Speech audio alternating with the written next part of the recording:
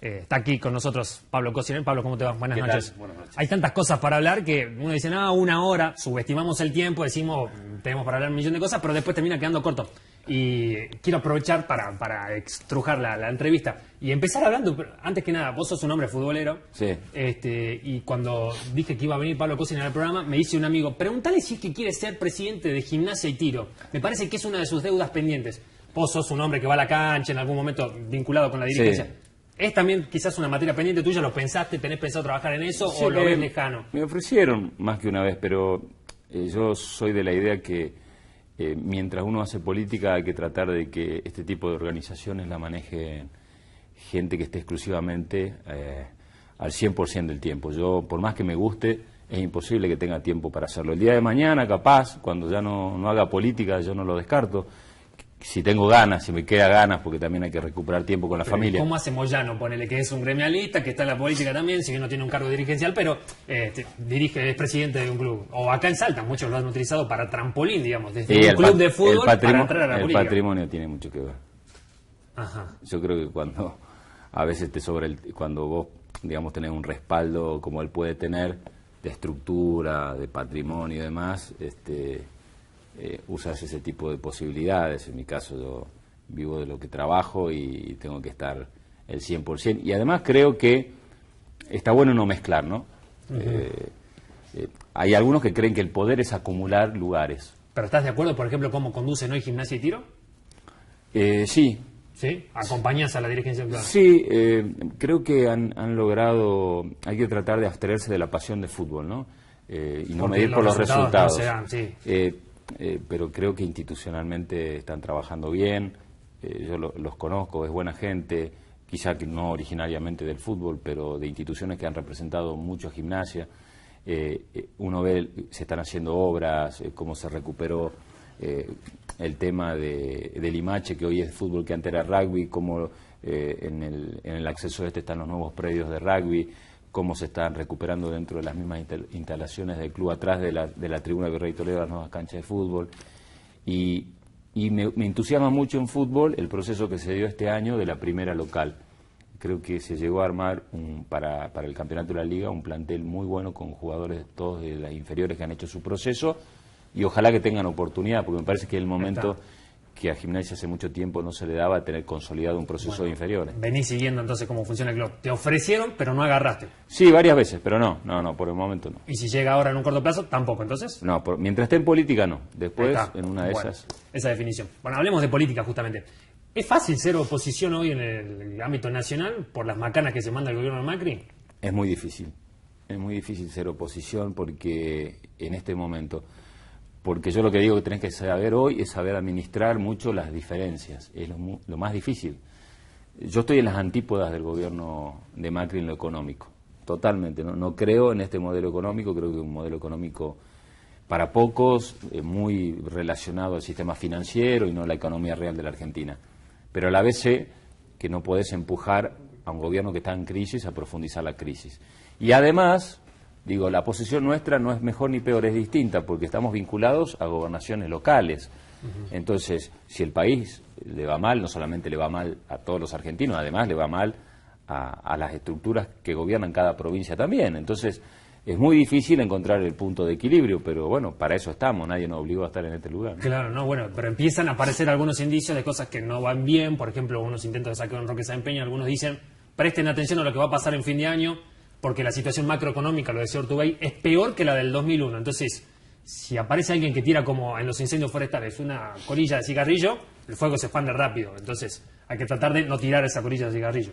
Hay que tratar de no tirar la colilla de cigarrillo para prender esos incendios, pero también hay que tratar de ser responsable en lo que se refiere a las medidas económicas que se toman para no generar el impacto social que luego se utiliza para esto. Digo, no es solamente una cosa, son las dos cuestiones.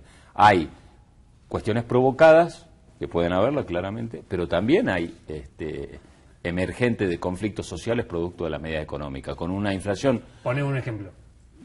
Obviamente, todavía no lo estamos viendo, pero cuando llega el momento, lo hemos visto en la Argentina, cuando no llega el momento que la gente no tiene ni siquiera para poner en la mesa de todos los días la comida, sale a buscar la comida. Y ahí no hay ningún cuestión política en Nadie el que lo medio, incite, digamos, ¿no? es la necesidad, digamos. Puede haber situaciones que sí, como puede haber cuestiones que claramente no la hay, entonces no hay que poner todo en la misma bolsa.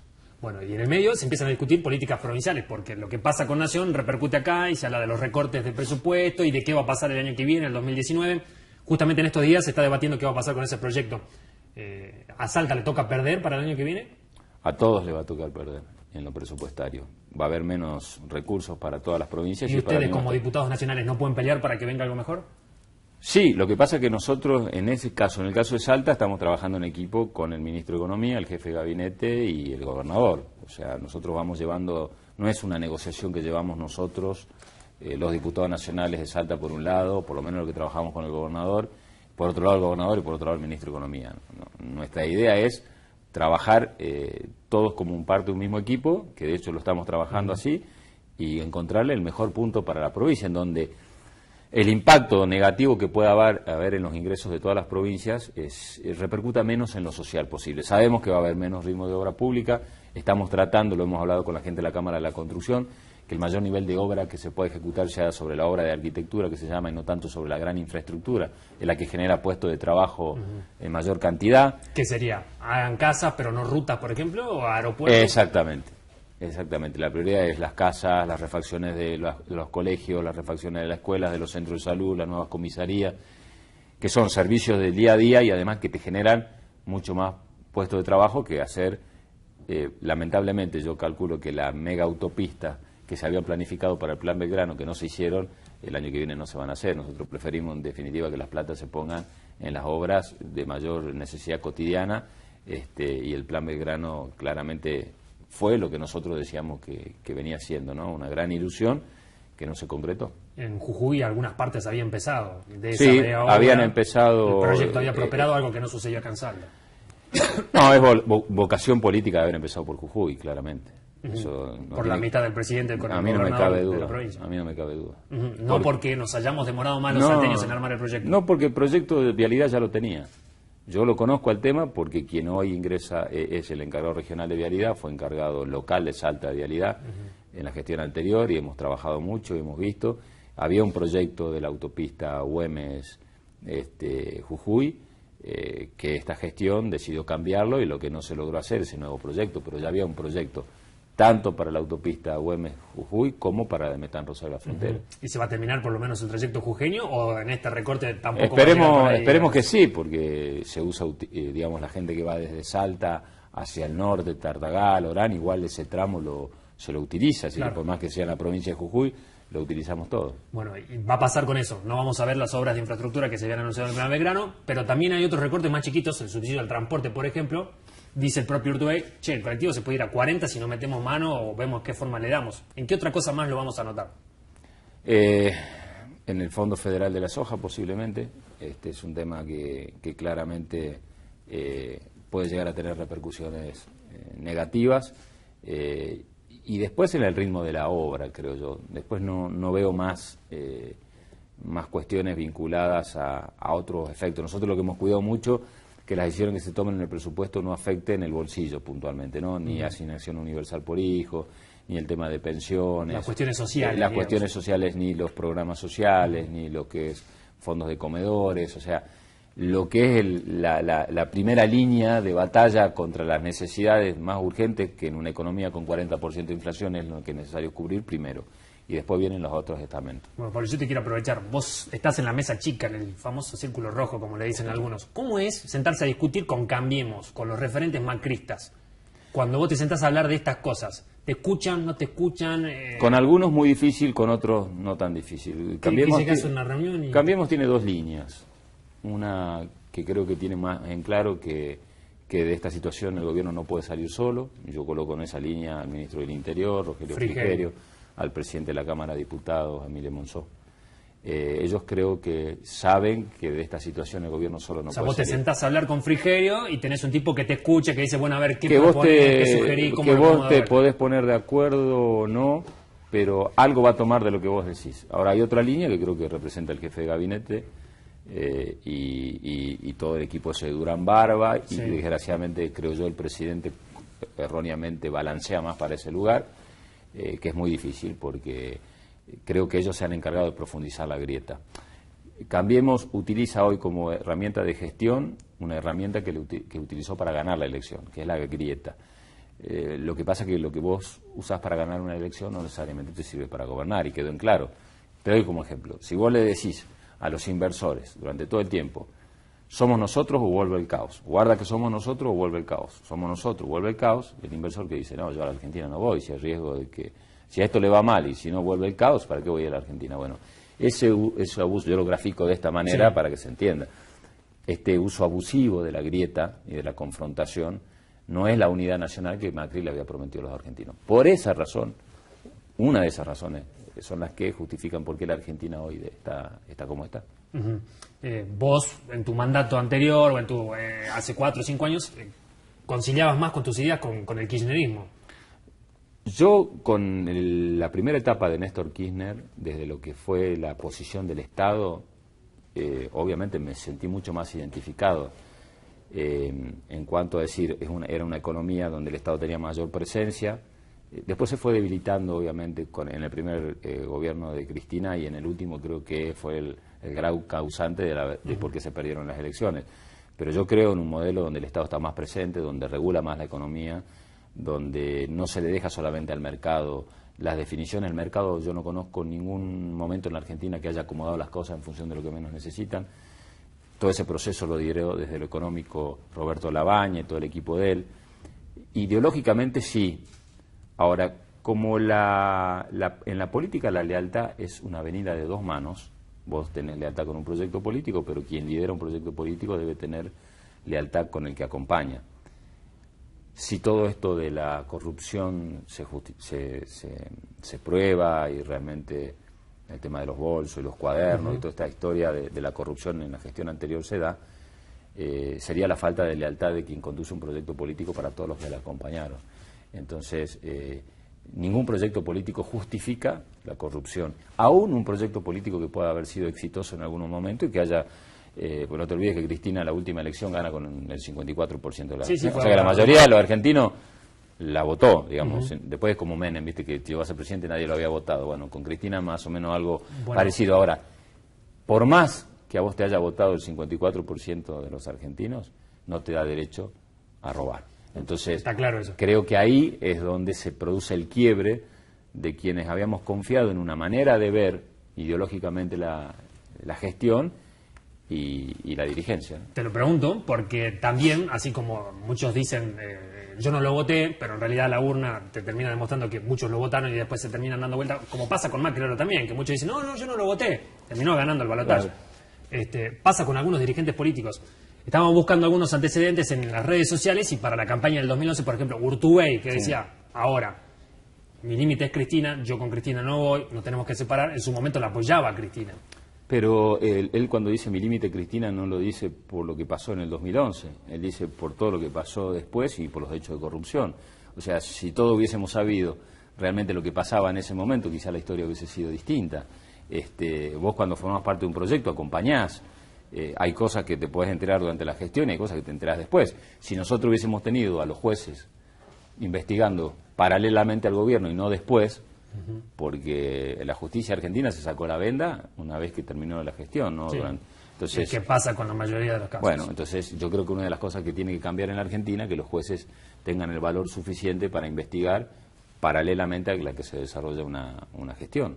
Bueno, el equipo de producción se paró un spot de campaña, lo queremos recordar por las dudas nada más, simplemente para repasarlo. Ya acaba de dar un poco la explicación Escociner, pero para que aquel desprevenido que no lo haya visto o no se acuerde, esto pasaba en el 2011 con ese spot de campaña.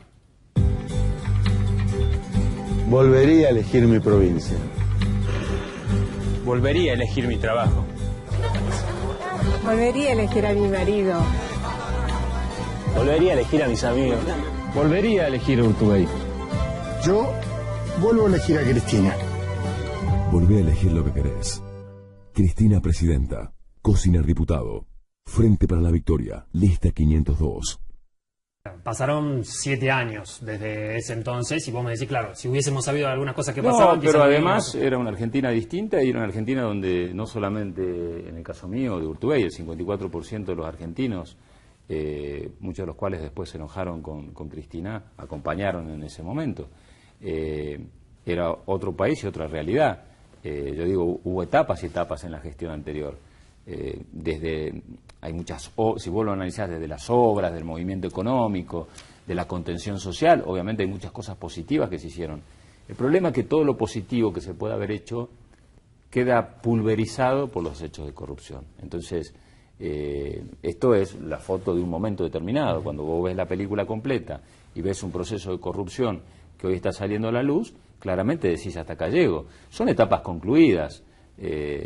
Hoy, si vos planteás cuál es la salida que tiene que tener Argentina, no es Cristina. Claramente la salida que tiene que tener Argentina es hacia el futuro. Por eso nosotros estamos construyendo otro espacio. Claro, ¿cómo se salta esa grieta, Macri o Cristina?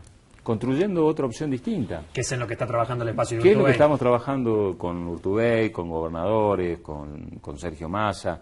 El kirchnerismo representó una etapa en la Argentina, digamos que la gran mayoría de los argentinos no quiere volver hacia atrás. Algunos porque ya estaban confrontando y otros que formamos parte porque entendemos que es una etapa que terminó mal y que hoy lo primero que hay que hacer en política es saber ubicarte en qué es lo que piensa la sociedad. La gran mayoría de la sociedad también concluyó esa etapa. Entonces, no podés forzar y ir a contramano de lo que la realidad te indica. Y por otro lado, esta etapa de Macri claramente es una etapa, a nuestro criterio, que comienza y termina en esta gestión, porque no ha generado el cambio que le había prometido a los argentinos. Entonces, digo que los argentinos merecemos no quedarnos entrampados en dos opciones solamente, que tenemos que construir algo distinto. Ahora, esa construcción no es del peronismo solamente, ¿no?